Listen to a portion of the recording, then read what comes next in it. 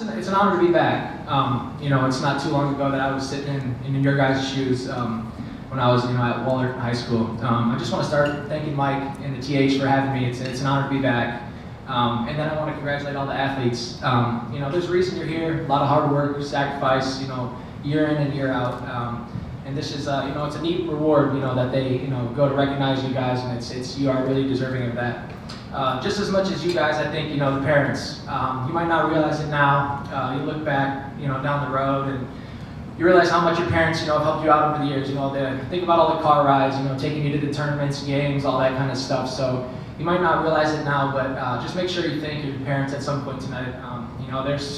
They're as crucial to your, following your dreams and everything as you guys are.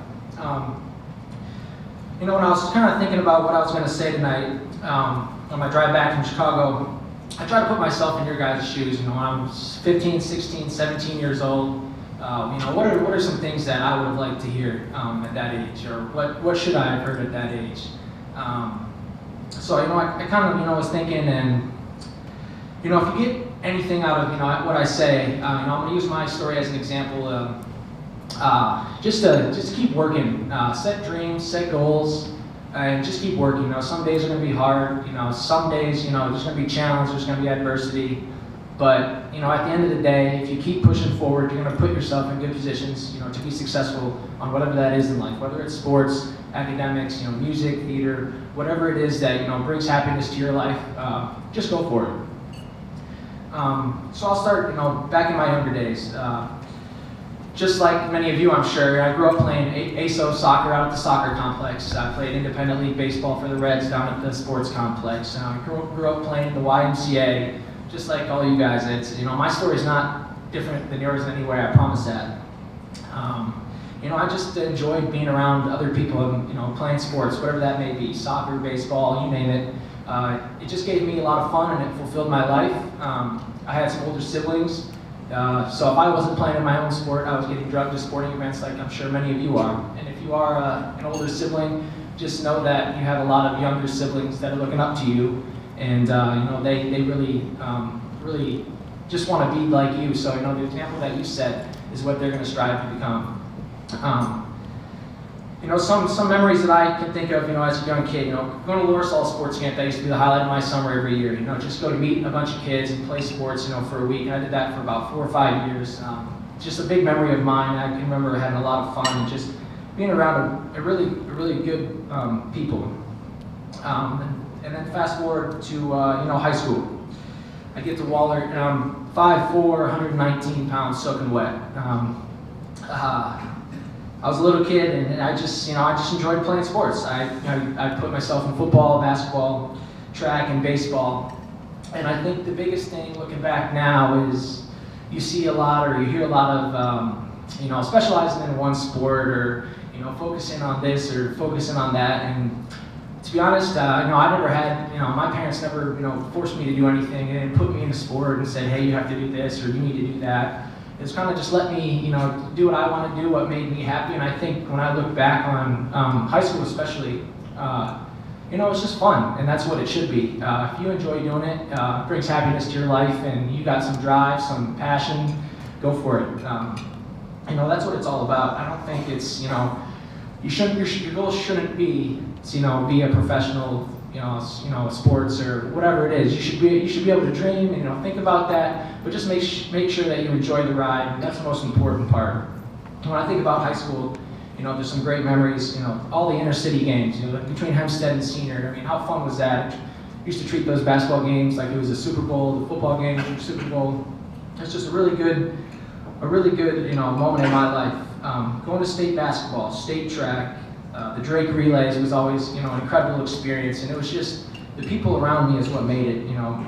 All my teammates, coaches, players' parents, other competitors.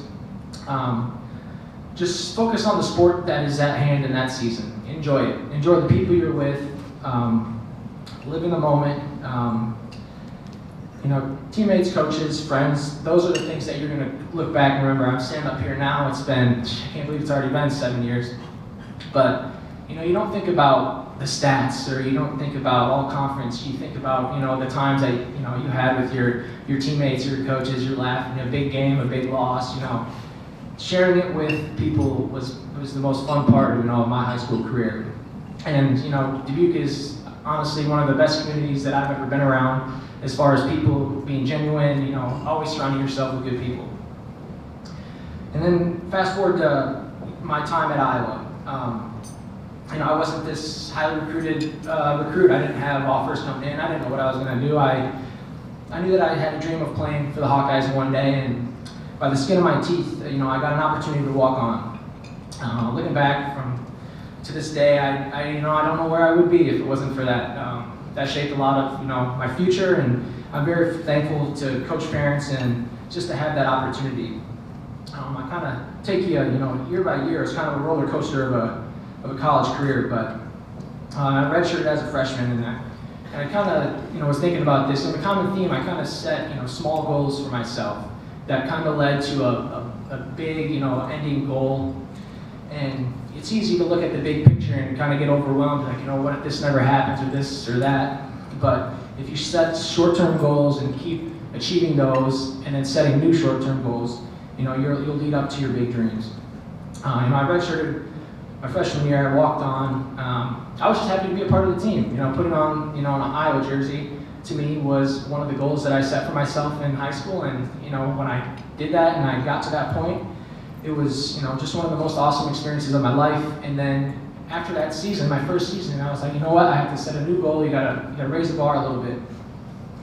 So I get into my redshirt freshman year, and I played my first game. Check that one off the list. What an incredible experience! Your first catch, all that kind of stuff, and then you kind of set new goals. And the next year was kind of where I hit my first roller coaster in college. So I had an injury my sophomore year, and I broke my collarbone. I missed the first 3 games of the season, and then I played in the next 6 sparingly. Not the biggest role, but just happy to be out there. I was having fun, and then I got mono and missed the last 3 games of the season. So it's easy to get down on yourself. You go in, you put all this work in the off season, and then you get hurt, and it's easy to give up and quit. But something deep down, you have to have that passion to keep going. So my junior year, I started, seeing some, progression, getting some more playing time. We had that 12-0 season, and that was, an experience in itself, going to the Rose Bowl. How incredible was that? We just had a great group of guys, a great coaching staff, and, that was, when I think about college, that's probably, the best memory, that I have, just because of the people that I was with, the coaches, everybody. We got to experience it together, and what's more fun than, experiencing success with other people. Then we go into my senior year, and at this point, this is where I'll tie into academics. I'll be the first to admit, probably like much of you, I thought school got in the way in high school. It was just something that I had to do before I got to go play sports after. But I knew deep down, through my parents and older siblings, that it was important. It was still important, even though that I myself like to put sports before school sometimes. I knew that it was important that I still had to have good grades. It was going to come, it's going to be beneficial for college. And then even more so in college, it's going to be for your job interviews, or you're throwing your resume around, because I knew that when I had my resume, it doesn't matter how many touchdowns I scored, how many games I played in. It's going to come down to the classes, the GPA, and all that kind of stuff. So that's kind of was my motivation towards school. Is I knew I was going to need it. It wasn't my favorite, but sometimes you just got to put your head down and do things that you don't want to do. But they will pay off later. So before my senior year, I actually accepted a full-time job in Kansas City as an accountant. I was happy with my football career, and I thought, at the end of the season, I'm going to be done, hang it up, and go, just live a normal life and start a professional career. So my senior year, an injury happened and had it in front of me, and I stepped in and we had an okay year as a team. Had an okay season. We won some games, lost some tough ones. But at the end of the year, I got to thinking, I always dreamed of playing in the NFL, but I never knew if that would actually become a reality. So I quit my job after 4 days in Kansas City. Lasted all 4 days in corporate America, and that was enough for me for a while. I drove back to Iowa City. I started training for pro day. A couple months later, I did the pro day, and I said, hey, if it works out, great. If it doesn't, I can live the rest of my life knowing that I gave it a shot, and that's all I can ask for. I didn't hear anything from scouts or anything. I obviously didn't get drafted, and one day I got a text out of the blue, and it said, hey, this is Wes Welker with the Houston Texans. We've been watching your film, and we'd like to talk. And to be honest, until the end of the draft, that's really all I heard. I didn't hear from many NFL teams at all. It's just lucky to have that one interested in me, so I signed with them, and I spent the summer with them until week 3 of the season, my rookie year.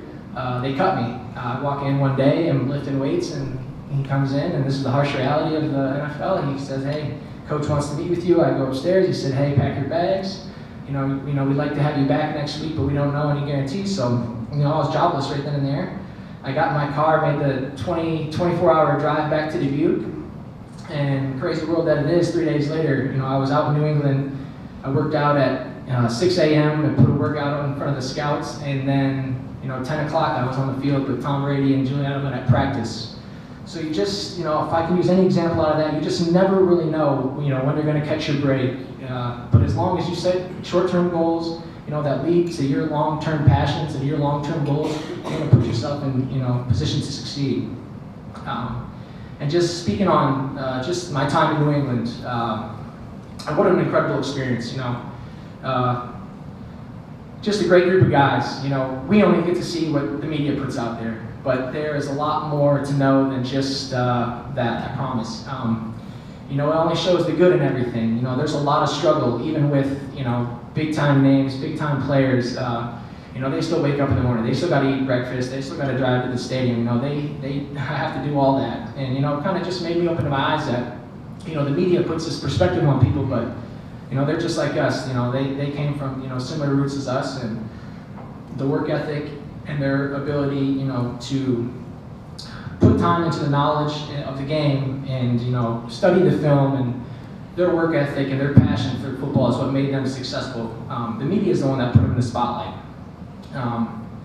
But just talk about a hardworking, dedicated, so much attention to detail between Belichick and Brady and all those guys.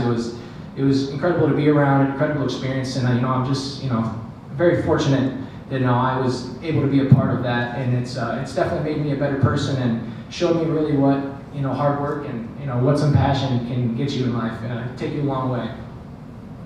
And then obviously the Super Bowl. You think of, I think my time growing up as a kid, you always dream of stuff like that, and you pretend when you're in the backyard, but you never, there's always something in your head that says, maybe that won't be a reality one day.